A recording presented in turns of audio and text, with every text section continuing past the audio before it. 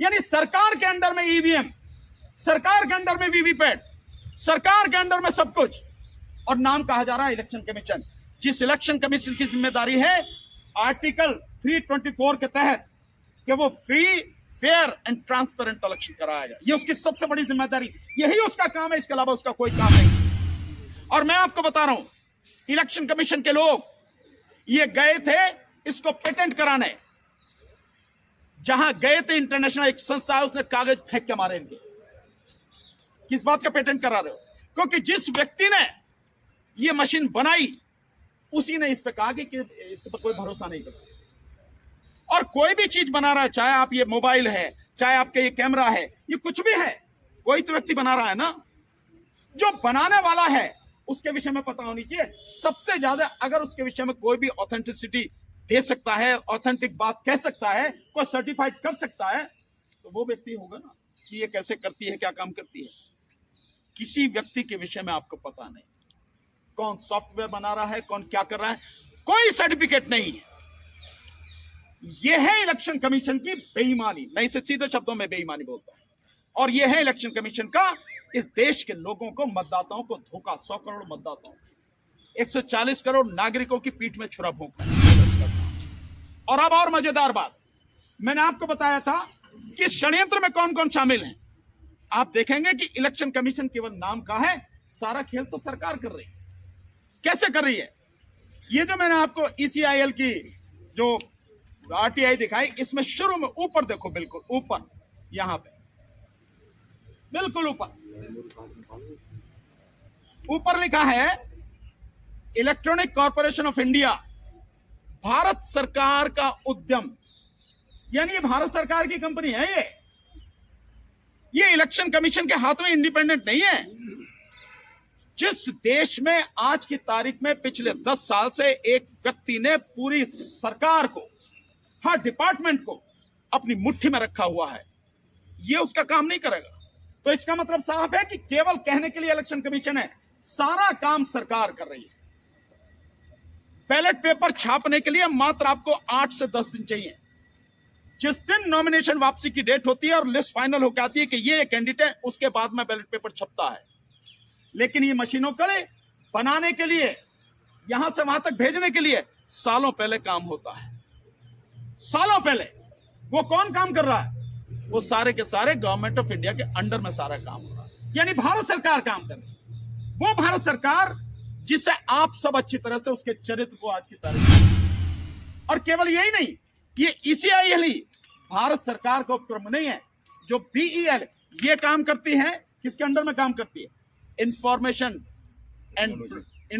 And technology जो ministry है, उसके अंडर में ये काम करती है ECIL। और अब दूसरी जो BEL है, भारत इलेक्ट्रॉनिक्स लिमिटेड, वो मिनिस्ट्री ऑफ डिफेंस के अंडर में काम करती है। यानी डिपार्टमेंट किसका है? सरकार का, इंफॉर्मेशन टेक्नोलॉजी। और दूसरा डिपार्टमेंट किसका है?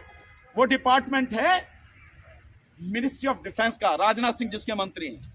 यानी सरकार के अंडर में ईवीएम, सरकार के अंडर में वीवीपैट, सरकार के अंडर में सब कुछ, और नाम कहा जा रहा है इलेक्शन कमीशन। जिस इलेक्शन कमीशन की जिम्मेदारी है आर्टिकल 324 के तहत कि वो free, fair and transparent election कराएगा, ये उसकी सबसे बड़ी जिम्मेदारी, यही उसका काम है, इसके अलावा उसका कोई काम नहीं। लेकिन वो सारा का सारा कौन कर रहा है? सारा खेल वो सरकार। तो सरकार और इलेक्शन कमीशन, कहीं भेदभाव नजर आता है आपको इसमें? कहीं दोनों अलग अलग नजर आते हैं क्या? नहीं आते ना, दोनों बिल्कुल मिले हुए हैं। इसलिए सरकार और इलेक्शन कमीशन किसी सूरत में नहीं चाहते कि यह चुनाव बैलेट पेपर से हो, ईवीएम से ना हो। इसीलिए इलेक्शन कमीशन बार बार कह रहा है, और इसीलिए सरकार सीना ठोक के कह रही है कि इस बार 400 के पार। मोदी जी ने तो कहा कि इस बार सारी सीटें जीत के लाएंगे, 543 की 43। यह है असली कहानी, यह है पूरा पूरा षड्यंत्र। तो सब कुछ जो हो रहा है ये सब इसमें शामिल हैं। कहने के लिए रह गया है इलेक्शन कमीशन इंडिपेंडेंट नहीं है। इलेक्शन कमीशन इंडिपेंडेंट काम नहीं करता। इलेक्शन कमीशन सरकार के साथ मिलकर काम करता है, सरकार के लिए काम करता है। इसलिए इसको बरकरार रखना चाहते हैं, बनाए रखना चाहते हैं। और सरकार के इशारे पर ही जब हमने डेमोन्स्ट्रेशन करके दिखाया कि कैसे गड़बड़ी होती है, उसके बाद गली गली घूम रहा है वो ईवीएम लेके, मशीनें लेके। यह है उसका सारा खेला जो। और अब एक और आपको बहुत महत्वपूर्ण चीज, बेईमानी के कई तरीके हम आपको धीरे धीरे हर पहलू दिखाएंगे, पूरा बताएंगे कि इलेक्शन कमीशन और सरकार किस तरह से इस खेल में शामिल है, क्या इनका घिनौना चरित्र है। एक और चीज बताता हूं आपको, इसके बाद, इन दोनों चीजों के बाद, आप लोगों ने वोट डाली होगी, आप वोट डालने जाते हैं, 3 चीजें होती हैं, कंट्रोलिंग यूनिट, बैलेट यूनिट और वीवीपैट। इन तीनों के बिल्कुल अपने अलग नंबर हैं, यूनिक आइडेंटिफिकेशन नंबर होता है तीनों का, हर मशीन का बिल्कुल अलग होता है। और लास्ट में जब पोलिंग खत्म हो जाता है तो प्रिजाइडिंग ऑफिसर जो होता है, उस प्रिजाइडिंग ऑफिसर की जिम्मेदारी है कि ये इंफॉर्मेशन जो भी एजेंट होते हैं, पोलिंग एजेंट पार्टियों के, उनको दे। क्या इंफॉर्मेशन? वो क्या देता है आपको? वो देता है आपको इतने इस बूथ पे वोट थी, इतनी वोटें पड़ी, इतनी महिलाएं थी, इतने पुरुष, इनकी वोटें पड़ गई, और ये पर्चा बना के आपको दे देता है। इससे क्या होता है? इसके अलावा जो इंफॉर्मेशन चाहिए आपको, वो क्या है? उसे नहीं देता। वो इंफॉर्मेशन कहां होती है? वो इंफॉर्मेशन हर मशीन के पीछे बाकायदा सील लगी हुई होती है। क्या इंफॉर्मेशन होती है? वो चार्ट होती है, एक छोटी सी पट्टी होती है ग्रीन कलर की, और वो एक जो उसका गुलाबी कलर का एक पेपर होता है, उस पर वो सील चुकी होती है। उसमें इंफॉर्मेशन होती है स्टेट या यूनियन टेरिटरी, यानी किस राज्य में या किस संघ शासित क्षेत्र में चुनाव हो रहा है, उसका नाम होता है।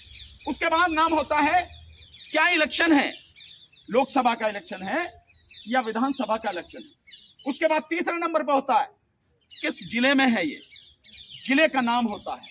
उसके बाद चौथे नंबर पर जो होता है, ये सारे कॉलम होते हैं बाकायदा भरे हुए। चौथे नंबर पर जो होता है उसमें लिखा होता है CU यानी कंट्रोलिंग यूनिट ऑब्लिक PU यानी ballot unit oblique VVPAT number, यानी इनके जो यूनिक आइडेंटिफिकेशन नंबर होते हैं वो सारे उसमें लिखे जाते हैं, क्योंकि हर मशीन का अलग है।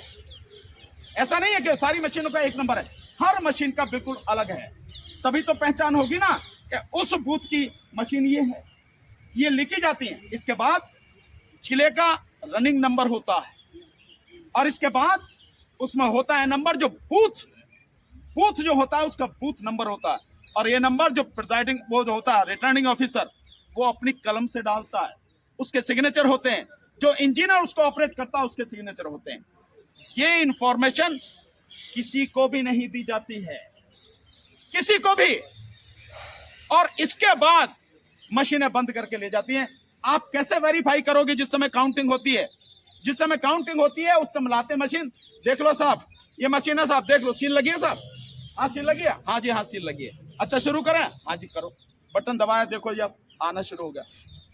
क्या उससे पहले ये सारी चीजें जो मैंने आपको बताई कि किस राज्य की है, किस उसकी है, लोकसभा का है या विधानसभा का चुनाव है, और किस जिले की है, क्या इसका बूथ नंबर है, क्या इसका जिले का रनिंग नंबर है, और क्या इन मशीनों का यूनिक आइडेंटिफिकेशन नंबर है।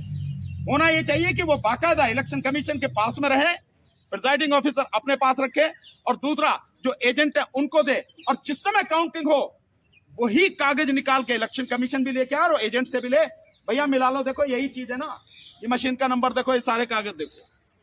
कहीं नहीं होता। यह है बेईमानी, लोगों को पता नहीं है, और पॉलिटिकल पार्टीज भी इस पे ध्यान नहीं देती, जिसकी वजह से ये चोरी चल रही है। इसका मतलब साहब है, हम जो बार बार कह रहे हैं ईवीएम से चुनाव नहीं होने देंगे, किसी कीमत पर नहीं होगा 2024 का चुनाव, वो इसीलिए कह रहे हैं कि जो बेईमानी, जो धांधली अब से 70-72 साल से चलती आ रही है इस देश के मतदाता के साथ, अब वो बेईमानी किसी कीमत पर होने नहीं चाहिए। ये है सारी चीजें, क्योंकि ये सब कहने के लिए इलेक्शन कमीशन, सारा काम तो सरकार कर रही है, और सरकार कभी चाहेगी कि वो ना जीते।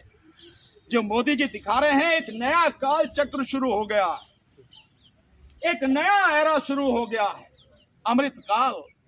वो जो अमृत काल है ना, मोदी जी एक बार मैदान में बैलेट पेपर से आ जाओ, वो सारा अमृत काल जो है ना सब यहीं धरा रह जाए। ये है कहानी, ये बेईमानी है, ये है खुलासा जो हमने आपको कहा। अब सारे में एक चीज और मैं स्पष्ट कर दूं, जब से हमने ये ईवीएम का खुलासा करना शुरू किया है और पूरे देश में जनता जागरूक हो रही है, इस मुद्दे पे सड़क पे आ रही है, इसका एक परिणाम और हुआ है कि जब 26 जनवरी से कुछ दिन पहले धारा 144 लगती थी दिल्ली के अंदर, चूंकि दिल्ली में 31 तारीख को इलेक्शन कमीशन ऑफ इंडिया का घेराव की कॉल पहले से दी हुई है, तो रिट्रीट परेड होती है 29 जनवरी को, तो हमेशा धारा 144 29 जनवरी तक रहती थी। इस बार धारा 144 15 फरवरी तक लगाई गई है ताकि देश के लोग ईवीएम के खिलाफ आकर इलेक्शन कमीशन ऑफ इंडिया का घेराव ना करें। लेकिन हम स्पष्ट कर देना चाहते हैं, जिस तरह की गुंडागर्दी केंद्र सरकार कर रही है और होम मिनिस्टर के इशारे पे जिस तरह पुलिस कमिश्नर ने धारा 144 लगाई है, इससे हमारा ये दावा और मजबूत हो जाता है कि ये ईवीएम के खिलाफ ये नहीं चाहते कि आंदोलन खड़ा हो और लोग आकर सड़कों पर उतरे और लोग आके इलेक्शन कमीशन का घेराव करें, लेकिन देश के लोग हर कीमत पर अपने वोट को बचाने के लिए रोड पे उतरेंगे। एक चीज मैं और बता दे रहा हूं इसी में इनकी बात को आगे, कि वो जो धारा 144 थी पहले 31 जनवरी तक लगाई गई थी, उसके विषय में हम क्यों कह रहे हैं? हम 22 तारीख को जंतर मंतर पर प्रोग्राम करना चाहते थे। जब हम एप्लीकेशन लेके गए तो उन्होंने कहा कि 15 तारीख से लेकर 31 जनवरी तक धारा 144 लगी है, हमें परमिशन नहीं दी गई, हमें मना कर दिया। हम कोई बात नहीं, 31 के बाद कर लेंगे। 31 के बाद ये सारी चीजें जो आपके माध्यम से पूरे देश भर में पहुंच रही हैं, सब देख रहे हैं, इलेक्शन कमीशन सब वॉच कर रहे हैं, सब तक जारी है। उसके बाद उसको 15 तक बढ़ा दिया। असर ये है, पहले वो लेके घूम रहा गली गली, और अब असर ये है। और अब एक चीज जिसके लिए मैं आपको जितना धन्यवाद दूं उतना कम, और आपके साथ साथ देश की जनता, वो भोली साधारण जनता जिसका हक लगातार मारा जा रहा है, वो मतदाता जिनका हक लगातार छीना जा रहा है, चोरी किया जा रहा है जिनका, वो उनको मैं धन्यवाद देता हूं। हमारी पूरी टीम दिल के साथ उन्हें धन्यवाद देना चाहती है। हमने अभी अभी जो इंफॉर्मेशन मंगाई है, जो 4 दिन का, पिछले 4 दिन का जो डाटा है हमारे पास में, जो मिस कॉल आ रही हैं, उस डाटा को मैं आपके सामने रखना चाहता हूं। वो 4 दिन अभी हुए नहीं है, वो 4 दिन भी 7 बजे होंगे, पूरे 4 दिन जिसको बोलेंगे, और रात में जो बंद रहता हो। बाकी जो लगातार कॉल आ रही है वो डाटा मैं आपके सामने रख रहा हूं, लेकिन वो लगातार कॉल कर रहे हैं। और लगातार कॉल करने का ये है कि जितना एक्चुअल में नंबर आए हैं, कॉल उससे कम से कम 8 गुना ज्यादा, ये स्थिति है। और जो कॉल अब तक आई हैं इन 4 दिनों में, इसके पीछे का जो 5 दिन का डाटा है वो अलग है, लेकिन इन 4 दिनों में जब से हमने सॉफ्टवेयर डलवा के जो सिस्टम है इसको अपग्रेड किया है, 4,65,000 यानी 4,65,000 लोगों की कॉल, एक्चुअल में जो कॉल है, और ये कई बार कर रहे, तो मैंने बताया आपको 8 से 10 गुना ज्यादा जो लोग कॉल कर रहे हैं जिनको मालूम नहीं। सो 12,70,000 ये ईश्वर जी है, ये देखते हैं जो टोटल अब तक मतलब लोगों ने उस पर किया है 12,70,000, लेकिन 2-2, 3-3, 4-4, 5-5 बार जो कर रहे हैं, टोटल जो उसका आंकड़ा आया है वो 4,65,000 लोगों की कॉल अब तक रजिस्टर हो चुकी है, और उसको भी अगर कर लें तो 5 लाख के पार हो चुका, जो लोगों के लगातार मिस कॉल के आ रहे हैं। ये स्थिति आपके सामने है साथियों। आपका सभी का बहुत बहुत धन्यवाद। अब आप में से जो भी साथी, जो मन में सवाल हो, आप सवाल पूछना चाहें पूछें, हम आपका जवाब इसके बारे में